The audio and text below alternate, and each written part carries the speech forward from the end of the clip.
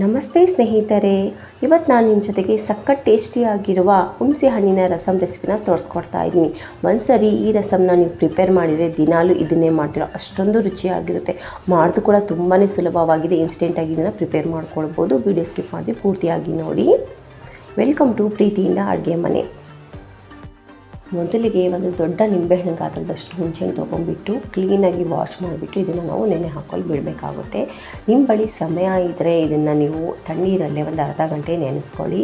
ನಿಮ್ಮ ಬಳಿ ಸಮಯ ಇಲ್ಲ ಅಂತೇಳಿದರೆ ಸ್ವಲ್ಪ ಬಿಸಿನೀರಲ್ಲಿ ಹುಣಸೆಹಣ್ಣು ನೆನೆದರೆ 5 ನಿಮಿಷದಲ್ಲಿ ಚೆನ್ನಾಗಿ ನೆನ್ಕೊಳ್ಳುತ್ತೆ. ಅರ್ಧ ಗಂಟೆ ಆಗಿದೆ, ನಾನು ತಣ್ಣೀರಲ್ಲಿ ನೆನೆಸ್ಕೊಂಡಿದ್ದೆ. ಹುಣಸೆಹಣ್ಣು ಚೆನ್ನಾಗಿ ನೆಂದಿದೆ, ನೀವು ನೋಡ್ತಿರ್ಬೋದು. ಇದನ್ನು ಈಗ ಒಂದು ಸೈಡಲ್ಲಿ ಎತ್ತಿಟ್ಕೊಂಬಿಡಿ. ನೆಕ್ಸ್ಟ್ ಒಂದು ಮಿಕ್ಸಿ ಜಾರಲ್ಲಿ 1.5 ಟೇಬಲ್ ಸ್ಪೂನಷ್ಟು ಇಲ್ಲಿ ನಾನು ಮೆಣಸಿನ್ಕಾಳು ತೊಗೊಂಡಿದ್ದೀನಿ. ನಂತರ ಅರ್ಧ ಟೇಬಲ್ ಸ್ಪೂನಷ್ಟು ಇಲ್ಲಿ ನಾನು ಜೀರಿಗೆ ತೊಗೊಂಡಿದ್ದೀನಿ. 1 ಒಣಮೆಣಸಿನಕಾಯಿ ಈ ರೀತಿ ಮುರಿದ್ಬಿಟ್ಟು ಹಾಕ್ಕೊಳ್ತಾ ಇದ್ದೀನಿ.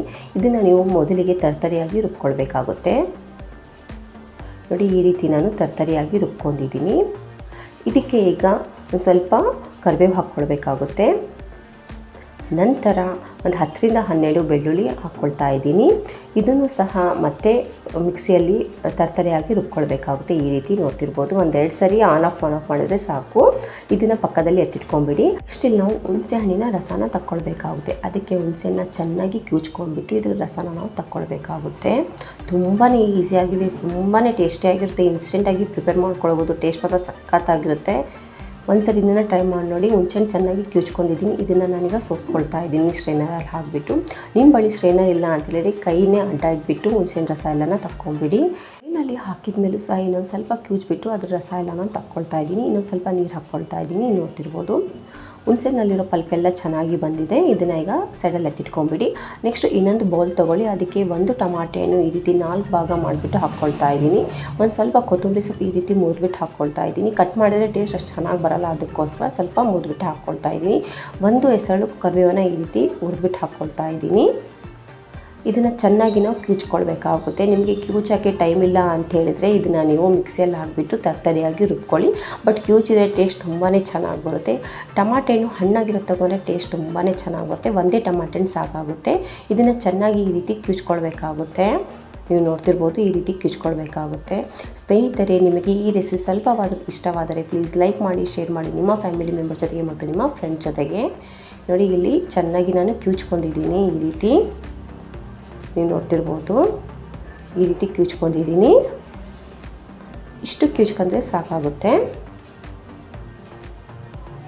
ಇದನ್ನು ಈಗ ನಾವು ಹುಣಸೆಹಣ್ಣು ರಸದಲ್ಲಿ ಆ್ಯಡ್ ಮಾಡ್ಕೊಳ್ಬೇಕಾಗುತ್ತೆ.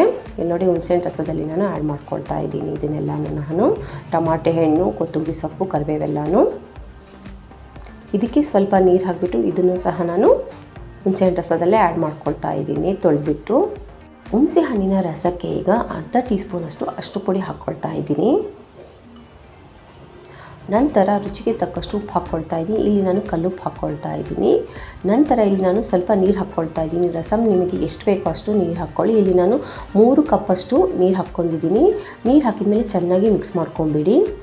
ಚೆನ್ನಾಗಿ ಮಿಕ್ಸ್ ಮಾಡ್ಕೊಂಡಾದ್ಮೇಲೆ ಒಂದ್ಸರಿ ಚೆಕ್ ಮಾಡ್ಕೊಳ್ಳಿ, ಉಪ್ಪು ಹುಳಿ ಕರೆಕ್ಟ್ ಇದೆಯಾ ಅಂತೇಳ್ಬಿಟ್ಟು. ಕಡಿಮೆ ಇದ್ದರೆ ನೀವು ಸ್ವಲ್ಪ ಉಪ್ಪು ಆ್ಯಡ್ ಮಾಡ್ಕೊಳ್ಳಿ. ಇದನ್ನು ಪಕ್ಕದಲ್ಲಿ ಎತ್ತಿಟ್ಕೊಂಬಿಡಿ. ಗ್ಯಾಸ್ ಮೇಲೆ ಕಡಾಯಿ ಅಥವಾ ಪಾತ್ರೆ ಯಾವುದಾದ್ರೂ ಇಟ್ಕೊಳ್ಳಿ. ಅದಕ್ಕೆ 1 ಟೇಬಲ್ ಸ್ಪೂನಷ್ಟು ಎಣ್ಣೆ ಹಾಕ್ಕೊಳ್ಳಿ. ರಸಮಿಗೆ ಎಣ್ಣೆ ಜಾಸ್ತಿ ಏನು ಇಳಿಸಲ್ಲ. ಎಣ್ಣೆ ಬಿಸಿ ಆದಮೇಲೆ ಅರ್ಧ ಟೇಬಲ್ ಸ್ಪೂನಷ್ಟು ಉದ್ದಿನಬೇಳೆ ಹಾಕ್ಕೊಳ್ತಾ ಇದ್ದೀನಿ. ಒಂದು ಅರ್ಧ ಟೀ ಸ್ಪೂನಷ್ಟು ಸಾಸಿವೆ ಹಾಕ್ಕೊಳ್ತಾ ಇದ್ದೀನಿ. ಒಂದು ಅರ್ಧ ಟೀ ಸ್ಪೂನಷ್ಟು ಜೀರಿಗೆ ಹಾಕ್ಕೊಳ್ತಾ ಇದ್ದೀನಿ. 2 ಹಸಿಮೆಣಸಿನಕಾಯಿ ಈ ರೀತಿ ಸೀಲ್ಬಿಟ್ಟು ಹಾಕ್ಕೊಳ್ತಾ ಇದ್ದೀನಿ. 1 ಒಣಮೆಣಸಿನಕಾಯಿ ಮುರಿದ್ಬಿಟ್ಟು ಹಾಕ್ಕೊಳ್ತಾ ಇದ್ದೀನಿ. ಸ್ವಲ್ಪ ಕರಿಬೇವು ಹಾಕ್ಕೊಳ್ತಾ ಇದ್ದೀನಿ. ಎಲ್ಲನೂ ಒಂದು 30 ಸೆಕೆಂಡ್ ಚೆನ್ನಾಗಿ ಫ್ರೈ ಮಾಡ್ಕೊಳ್ಳಿ ಎಣ್ಣೆಯಲ್ಲೇ. ನಂತರ ಇದಕ್ಕೆ 1 ಈರುಳ್ಳಿ ಸ್ಲೈಸ್ ಮಾಡಿಬಿಟ್ಟು ಈ ರೀತಿ ಹಾಕ್ಕೊಳ್ತಾ ಇದ್ದೀನಿ.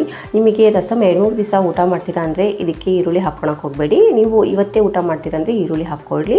ಈರುಳ್ಳಿ ಹಾಕಿದ ಮೇಲೆ ಚೆನ್ನಾಗಿ ಇದನ್ನು ಫ್ರೈ ಮಾಡ್ಕೊಳ್ಬೇಕಾಗುತ್ತೆ ಸ್ವಲ್ಪ. ನಂತರ ಇದಕ್ಕೆ ಸ್ವಲ್ಪ ಹಿಂಗೆ ಹಾಕ್ಕೊಳ್ತಾ ಇದ್ದೀನಿ. ಹಿಂಗೆ ಹಾಕೋದ್ರಿಂದ ಟೇಸ್ಟು ಫ್ಲೇವರು ತುಂಬಾ ಚೆನ್ನಾಗಿ ಬರುತ್ತೆ ರಸಮಲ್ಲಿ. ಅದಕ್ಕೋಸ್ಕರ ಹಿಂಗೆ ಹಾಕಿಬಿಟ್ಟು ಚೆನ್ನಾಗಿ ಮಿಕ್ಸ್ ಮಾಡ್ಕೊಬೇಡಿ. ನಂತರ ನಾವು ರುಬ್ಬಿರುವ ಮಸಾಲೆ ಇರುತ್ತಲ್ಲ ಅದನ್ನು ಹಾಕ್ಕೊಳ್ಬೇಕಾಗುತ್ತೆ. ಹಾಕಿಬಿಟ್ಟು 1 ನಿಮಿಷ ಚೆನ್ನಾಗಿ ಇದನ್ನು ಸಹ ಮೀಡಿಯಮ್ ಟು ಲೋ ಫ್ಲೇಮಲ್ಲಿ ಕುಕ್ ಮಾಡ್ಕೊಳ್ಳಿ. ಮಸಾಲೆಯನ್ನು ಸಹ ಹಾಕಿಬಿಟ್ಟು. ಇನ್ನೂ ನೀವು ನನ್ನ ಚಾನಲನ್ನು ಸಬ್ಸ್ಕ್ರೈಬ್ ಮಾಡಿಲ್ಲ ಅಂದರೆ ಪ್ಲೀಸ್ ಸಬ್ಸ್ಕ್ರೈಬ್ ಮಾಡ್ಕೊಳ್ಳಿ. ಪಕ್ಕದಲ್ಲಿರುವ ಬೆಲ್ ಬಟನ್ ಕೂಡ ಕ್ಲಿಕ್ ಮಾಡಿ. ಇದರಿಂದ ನಾನು ಹಾಕಿರುವ ಎಲ್ಲ ಹೊಸ ವಿಡಿಯೋಗಳ ನೋಟಿಫಿಕೇಷನ್ ಮೊದಲೇ ನನ್ನ ವಿಡಿಯೋಗಳನ್ನು ನೀವು ನೋಡ್ಕೊಳ್ಬೋದು. 1 ನಿಮಿಷ ಚೆನ್ನಾಗಿ ಫ್ರೈ ಮಾಡ್ಕೊಂಡಿದ್ದೀನಿ ಮಸಾಲೆಗಳೆಲ್ಲನೂ. ನಂತರ ಇದಕ್ಕೆ ನಾವು ಪ್ರಿಪೇರ್ ಮಾಡಿಟ್ಟುಕೊಂಡಿರುವ ಹುಣಸೆಹಣ್ಣು ಹುಳಿ ಹಾಕ್ಕೊಳ್ಬೇಕಾಗುತ್ತೆ. ಹಾಕಿಬಿಟ್ಟು ಇದನ್ನು ನಾವು 1 ಕುದಿ ಬರೋವರೆಗೂ ಕುದಿಸ್ಕೊಳ್ಬೇಕಾಗುತ್ತೆ. ಅಲ್ಲಿ ತನಕ ನೀವು ಯಾವುದೇ ರೀತಿಯ ಮಿಕ್ಸ್ ಮಾಡೋಕ್ಕೆ ಹೋಗಬೇಡಿ. ಒಂದು ಕುದಿ ಬರ್ತಾ ಇದೆ. ಈಗ ಒಂದ್ಸರಿ ಚೆನ್ನಾಗಿ ಮಿಕ್ಸ್ ಮಾಡ್ಕೊಂಬಿಡಿ.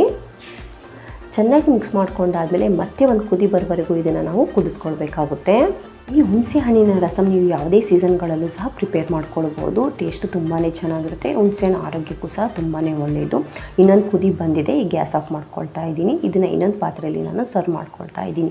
ಬಿಸಿ ಬಿಸಿ ಅನ್ನದ ಜೊತೆಗೆ ಬಿಸಿ ಬಿಸಿ ಆಗಿರೋ ಹುಣಸೆ ಹಣ್ಣು ರಸಂ ನೀವು ಹಾಕ್ಕೊಂಡು ಊಟ ಮಾಡ್ತಾಯಿದ್ರೆ ಸಖತ್ತಾಗಿರುತ್ತೆ. ಒಂದು ಸಲ ಹುಣಸೆ ಹಣ್ಣಿನ ರಸಂನ ಈ ವಿಧಾನದಲ್ಲಿ ಪ್ರಿಪೇರ್ ಮಾಡಿ ನೋಡಿ, ಹೇಗೆ ಬಂದಿದೆ ಅಂತೇಳ್ಬಿಟ್ಟು ಕಮೆಂಟಲ್ಲಿ ಹೇಳಿ. ಮತ್ತೆ ಸಿಗೋಣ ಮತ್ತೊಂದು ಹೊಸ ರೆಸಿಪಿ ಜೊತೆಗೆ. Till then take care. Thank you for watching. ಪ್ರೀತಿಯಿಂದ ಅಡುಗೆ ಮನೆ.